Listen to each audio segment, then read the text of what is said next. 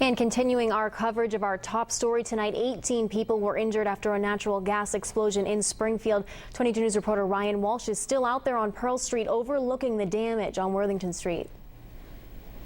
Since the police have Worthington Street blocked off between Chestnut and Spring Street, this is really the best view of the devastation. In front of you is where Scores Gentlemen's Club used to be, a couple other buildings just completely destroyed by this natural gas explosion. You can see the crane already out working to clear some of the rubble. About 25 buildings in the area were impacted, from a strip club turned into rubble to a daycare relocated after the tornado damaged again, and windows and glass just about everywhere.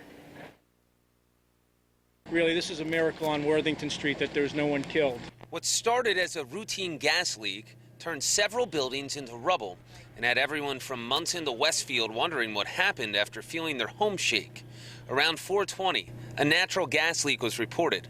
By 5:20, the smell was gone and it looked like business was close to going back to normal. We're going to let the gas dissipate, go into these buildings with meters, and once the levels come down, the LDL comes down to a safe level, will everyone go back in. But at this point, we're going to keep everybody out of the building. Thank God they did. Less than 5 minutes later. 5:25, there was an explosion. Building was completely leveled. A boom, a blast, then glass and bricks flying everywhere. We were inside, the whole building shook. I walked down to the end of the road, and apparently a building blew up down the road. There's bricks right next to them, all the way down to this end of the road from the building that exploded with the gas main. Dozens of people were hurt, but looking at this devastation and the amount of people that were around it, it truly is a miracle that no one was killed. Well, Ryan, you were only about 200 feet from the explosion tonight. What was going through your mind when that happened?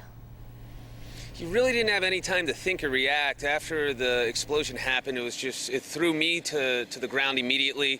It knocked me off my feet. I just kind of covered my head. There was a group of about 5 of us there, as well as the 15 to 20 fire, gas, and policemen that were all very much closer to the explosion itself. And all of us, were covered in glass by the end of it. Some cuts. I'm kind of been bleeding through my shirt all night, and luckily my photographer and myself are okay, and the people that were around there were okay, but it was definitely some very scary moments there, and you just couldn't do anything because it just kind of knocked you off your feet right to the ground, and I just went into fetal position and trying to protect my head. It really hasn't set in yet. I've been running on adrenaline ever since then, but I'm sure it will start to set in as soon as I get home tonight, and I'm definitely lucky to be going home.